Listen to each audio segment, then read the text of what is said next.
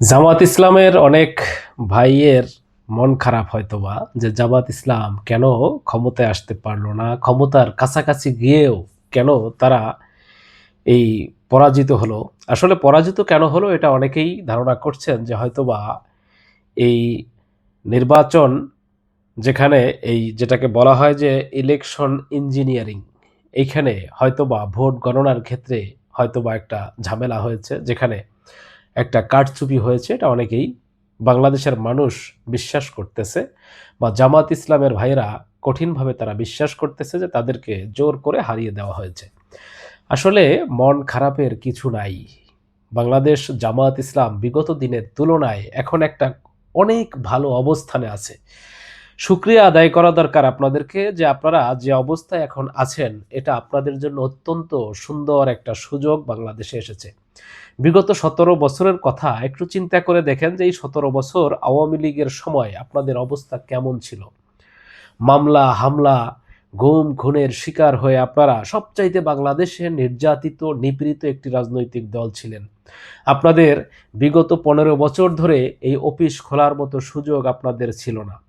ছিল না আপনাদের কোনো পরিচয় দেওয়ার মতো, রাজনৈতিক পরিচয় প্রকাশ করার মতো। অর্থাৎ আপনাদেরকে অনেকেই বিগত দিনে রাজনৈতিক কার্যকলাপগুলো পরিচালনা করতে গিয়ে নানাবিধ সমস্যায় আপনারা জর্জরিত। সেই জায়গা থেকে আপনারা এখন অনেক ভালো অবস্থানে আছেন। তবে বাংলাদেশে আপনাদের জনপ্রিয়তা আকাশচুম্বী হয়েছে, এটা এই নির্বাচনে কিন্তু প্রমাণিত হয়েছে। এত কিছু হওয়ার পরেও যেখানে বিএনপির মতো রাজনৈতিক দল তারা ক্ষমতায় গিয়েছে, কিন্তু দেখেন ভোটের ব্যবধান কিন্তু অতি সামান্য। যেখানে 46.6% বিএনপি এবং জামায়াত ইসলাম 43.9%, অর্থাৎ মাত্র 2.7% ভোটের ব্যবধান। এটা বাংলাদেশ জামায়াত ইসলামকে একটা শক্তিশালী অবস্থানে নিয়ে এসেছে। যদিও প্রকৃত ভোট হয়তোবা এর থেকে আরও বেশি হতো। এবং জামায়াত ইসলামের বিরুদ্ধে 12 তারিখের নির্বাচনে কোথাও কিন্তু দুর্নীতির সাথে জড়িত দেখা যায়নি, এমন কোনো প্রমাণ কিন্তু মিডিয়া দিতে পারেনি। অথচ বিএনপির বহু জায়গায় তাদের এই ভোট কারচুপি, বিভিন্ন রকম দুর্নীতির কিন্তু প্রমাণ কিন্তু মিলেছে। তা সত্ত্বেও বাংলাদেশ জামাত ইসলাম কেন তারা এই রেজাল্টটাকে, অর্থাৎ নির্বাচনের ফলাফলটাকে এত সহজে মেনে নিল, এটা বাংলাদেশের অনেক সাধারণ জনগণও মানতে পারতেছে না। তবে ভাই, যেই 17 বছর ধরে নির্যাতিত নিপীড়িত রাজনৈতিক দলের নেতারা, তারা যদি এত সহজে তারা ধৈর্য ধরতে পারে, এত সহজে তারা মেনে নিতে পারে, তাহলে আমাদের মতো সাধারণ যারা পাবলিক রয়েছে, যারা হয়তোবা জামাতকে ভালোবাসতেন, জামাতের আদর্শকে ভালোবাসতেন, জামাতকে ভালোবেসে ভোট দিয়েছেন, তাদের কিন্তু অনেকটা দুঃখ, ক্ষোভ, কষ্ট যে কেন জামাত ইসলাম এই জনগণের ভোটের আমানত তারা রক্ষা করতে পারেনি, কেন তাদের কাছ থেকে ছিনিয়ে নেওয়া হয়েছে, কেন ছিনিয়ে নিয়ে আজকে বিএনপির মতো রাজনৈতিক দল ক্ষমতায় চলে গেল। আসলে যদি আপনি ঠিক জামাত ইসলামের এই নেতাকর্মীরা যে অবস্থায় আছে তাদের জায়গায় থাকতেন, তাহলে আপনারাও হয়তোবা বলতেন যে আসলে আমরা যেটা পেয়েছি এটা আমাদের জন্য যথেষ্ট। কারণ জামাত ইসলাম বিগত দিনগুলোতে 85 বছর রাজনীতির ইতিহাসে তারা 12%-এর উপরে ভোট পায়নি, এবং 18টা আসনের উপরে কখনো তারা আসন পায়নি। সেই তুলনায় তারা এখন সবচাইতে ভালো অবস্থানে আছে, এবং রাজনৈতিকভাবেও তারা বাংলাদেশে এখন দ্বিতীয়, এই অর্থাৎ বিরোধী দলের ভূমিকায় তারা থাকবে, যেটা বিগত দিনে তাদের কখনো এই সুযোগটা আসে নাই। অতএব তারা মনে করতেছে আমরা যতটুকু পেয়েছি এটা আমাদের জন্য অত্যন্ত বেশি পাওয়া হয়েছে, অর্থাৎ আমরা যথেষ্ট পরিমাণ পেয়েছি। এবং আসলে জামায়াত ইসলামের কোনো নেতাকর্মীদের ভিতরে কোনো দুঃখ বা হতাশা তাদের ভিতরে আমরা দেখি না। আসলে তাদের তাদের নীতি, আদর্শ, চরিত্র এইভাবেই তাদের গঠন করা হয়েছে। তাদের রাজনৈতিক দলের কর্মকাণ্ড সাথে যারা জড়িত আছে, তাদের এই আদর্শ মেনে যারা রাজনীতি করে, তাদের ভিতরে কোনো হতাশা নাই। কারণ ইমানদারদের হতাশার কথা থাকার কথাও না। কারণ মহান আল্লাহ তাআলা মূলত মুমিনকে হতাশ হতে নিষেধ করেছেন।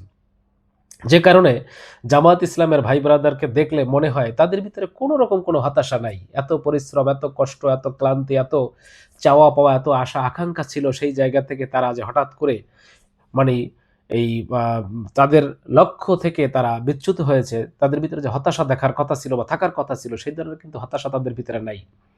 তার মানে আল্লাহ আসলেই তাদেরকে অনেক ধৈর্য দিয়েছে এবং তারা মনে করে আল্লাহ তাআলা যেটা করে সেটা ভালোর জন্য করে এবং ভবিষ্যতে আরো ভালো কিছু তারা পাবে বা ভালো কিছু তাদের রাজনৈতিক দিক নির্দেশনা সামনে আসতেছে বা সামনে তাদের সুযোগ সুবিধা আরো ভালো কিছু আসবে, এটাই তারা মনে করে। কারণ আল্লাহ যেটা করে আসলেই সত্যি ভালোর জন্য করে।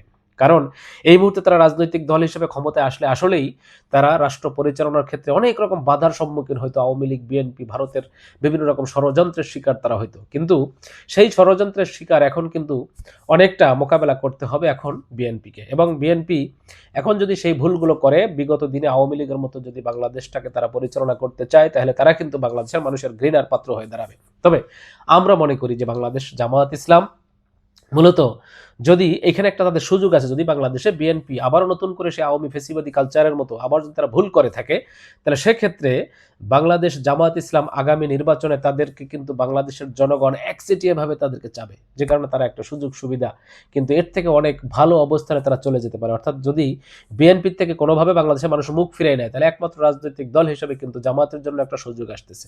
তবে আমরা মনে করি যে আসলে বাংলাদেশে জামাত ইসলাম আসলে কিন্তু তারা হারেনি, তাদেরকে মূলত হারিয়ে দেওয়া হয়েছে এবং তারাও কিন্তু মূলত যতটুকু তারা পেয়েছে তাতেও তারা সন্তুষ্ট, তাদের ভিতরে কোনো হতাশা নাই। আসলে তাদেরকে দেখলে আমাদের মন ভরে যায় যে তাদের কিভাবে এতটা ধৈর্য হয়, কেন তারা এতটা ধৈর্য ধারণ করতে পারে। আসলে তাদের রাজনৈতিক কর্মকাণ্ড, তাদের আদর্শ, তাদের নীতি আসলে এরকম।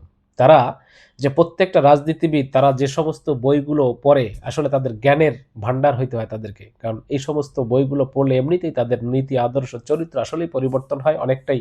তারা উন্নত চরিত্র আদর্শ নিয়ে বাংলাদেশের রাজনীতি করে, এটা কিন্তু বাংলাদেশের মানুষ এখন বিশ্বাস করে।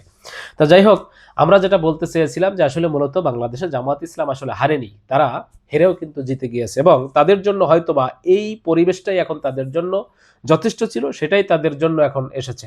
এবং তাদের চাওয়া পাওয়া কিন্তু আসলে অনেক বেশি কিছু না, তারা কিন্তু রাষ্ট্র ক্ষমতায় যে যাইতেই হবে এমন কিন্তু তাদের কিন্তু চিন্তা না। তাদের চিন্তা হচ্ছে বাংলাদেশের মানুষের জন্য এবং রাষ্ট্রের জন্য কল্যাণকর কিছু করা, সেটার সুযোগ কিন্তু তাদেরকে এই বিরোধী দলের ভূমিকায় থেকেও কিন্তু তারা করতে পারবে, এটা তারা মনে করতেছে। তবে আগামীর ভবিষ্যৎ বাংলাদেশ হয়তোবা তাদের আরো কর্মকাণ্ড, রাজনৈতিক কর্মকাণ্ড পরিচালনা করার সুযোগ আসবে, বাংলাদেশের মানুষ তাদেরকে আরো জানতে শিখবে, বুঝতে শিখবে, তাদের সম্পর্কে আরো যত বেশি মানুষ জানবে তত তাদের প্রতি আগ্রহটা আরো বাংলাদেশের মানুষের বাড়বে।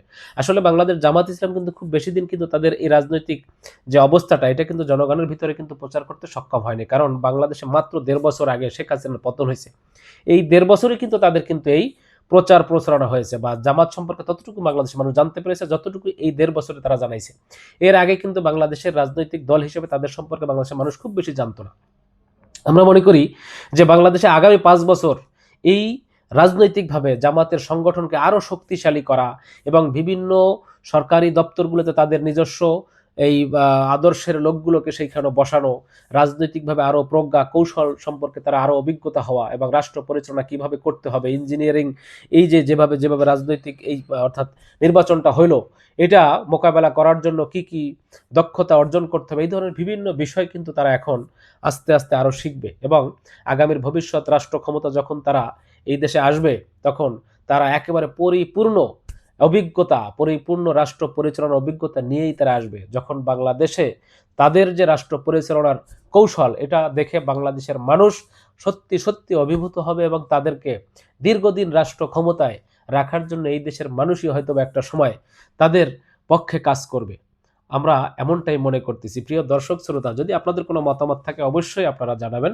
আশা করি আল্লাহ কাউকে হতাশ করেন না এবং নিশ্চয়ই আল্লাহ তাআলা ভালো কিছু তাদের জন্য দিবেন বিধায় আসলে তাদের এই হয়তোবা এইটুকুতেই তাদেরকে এখন এই মুহূর্তে সন্তুষ্ট থাকতে বলা হচ্ছে।